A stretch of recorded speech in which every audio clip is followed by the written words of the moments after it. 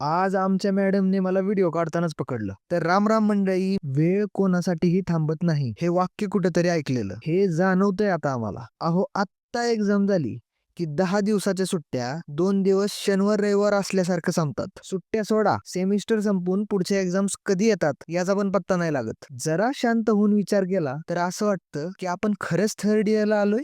नाही, खरंच आलोय. स्वतःचाच स्वतःला विश्वास बसत नाही. त्यात आम्हाला असं सांगितलं गेलेलं, युनिव्हर्सिटी फुल्ली इंग्लिश मीडियम आहे.